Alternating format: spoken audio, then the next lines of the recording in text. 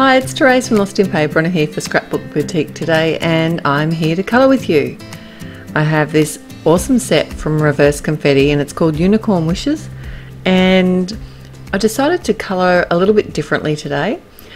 For some of my images at least, I'm going to be colouring with some Distress Oxide inks, and this is a really easy technique to do and a lot of fun as well. Gives you a totally different look.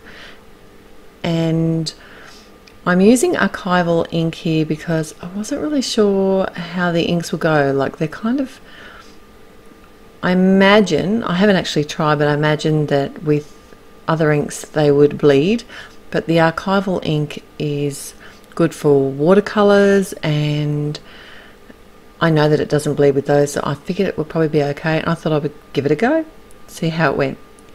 So I stamped out the image 4 times because I'm going to be doing some paper piecing. Well, that's the tree image, I should say. And I've coloured both the stems, trunks and leaves just with the blending tool straight over top. And I just did use some Bristol smooth cardstock because I know that the oxide inks blend really well on there.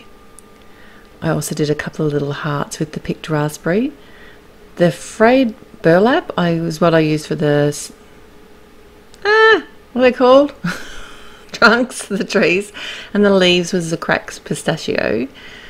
And I thought I'd create a little grassy hill, and this is with the twisted citron. And this is a piece of cardstock that's actually bigger than the card front that I'm going to make, because I figured I can cut it down once I know what I want to do. And then I can just peel my mask away. This is some Inkadinkado stamp masking paper, which is one of my favourite masking papers. Works amazingly well. So next it's time to fussy cut, because I'm going to actually be paper piecing these trees together. So I do need to cut right up to the edges of the images, and I'm doing that by holding my scissors forward and moving my cardstock around instead of trying to sort of move my scissors around, and cutting right up to the edge of where the ink was. Or should I say where the ink is? I'm doing the same for the trunk and the branches in the tree, and just cutting them out, taking my time. This is sped up times 3, so it is quite a bit faster than I actually cut.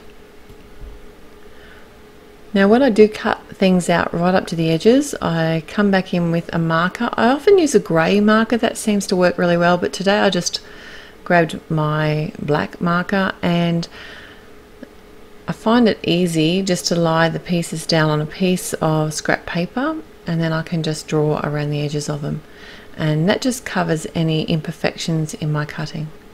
Of course there are no imperfections in my cutting, but well, there isn't after I come at them with the black marker. To piece my trunk to the tree, I've just used some matte medium, and this is fairly quick drying, but I figured I'd do this now and just allow it a little bit of time to dry while I'm going to colour my unicorn in. And I can just set these aside. So I did, for some reason, decide to stamp out my unicorn on some of the Bristol smooth cardstock. I have this thing, have I told you, where I've got to use the same cardstock without during the card, and Copics don't colour particularly well on the Bristol smooth cardstock, but I gave it a go anyway. I thought, well, why not? And technically I could have just used any cardstock, because I did end up cutting, because I wasn't initially going to cut this unicorn out to the very edge. I was going to leave a white border, and in the end I actually did. So I could have used any cardstock. Probably a Copic blending cardstock would have been much easier, but I'm just used a few simple colours and did blend a rainbow mane, and then did cut it out with some scissors right up to the edge. I have actually stamped this when I first stamped it with the Memento Tuxedo, which is Copic friendly. I did stamp it in my Misty, and now I'm just coming back in with my Onyx black ink and restamping the outline of the image just to make it a real sort of bold black border, and then I just love the way that that looks. It really makes the image stand out. And then I did actually cut the unicorn out the same as the trees and did the black marker around the edges of that as well, but I didn't make you sit through this one.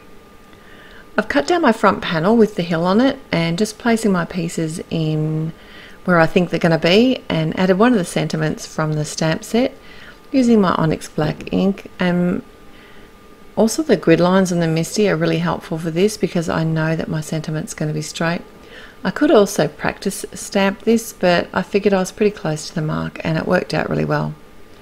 I've got my ATG adhesive, adding that to the back of my hill panel, or the panel. I'm going to attach this to the front of my card, and then I'm going to start adhering my little scene together. It's a very clean and simple card today, with a mixture of Copic and Distress Oxide colouring and paper piecing.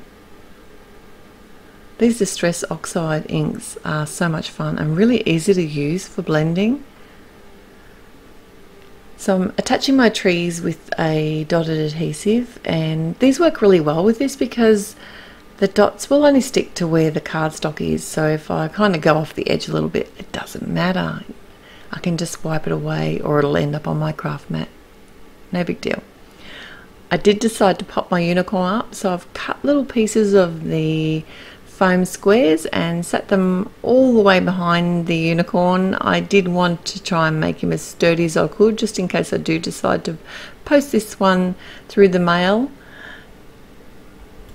And here's that little heart that I was telling you about. I coloured it with the distressed raspberry, picked raspberry colour, and cut it out, fussy cut that out as well. I'm just popping that on one of the trees. And for some reason, I forgot that I used Onyx Black on this unicorn, and came in with my crystal glitter pen. Kind of oozed a little. You can't really tell. And then, like double whammy here, I actually did it on the oxide as well, and it just muted the colour so much that I wasn't happy. So I did come back in, and I'm just using one of my hot pink, I don't know, I can't remember the name of the colour, but it's a really bright pink Tombow marker there, which fixed it. But then I had to add the tattoo for the unicorn. I had to make it exactly the same. So that's my finished card. I made it. Thank you so very much. Till next time, happy paper crafting. Bye.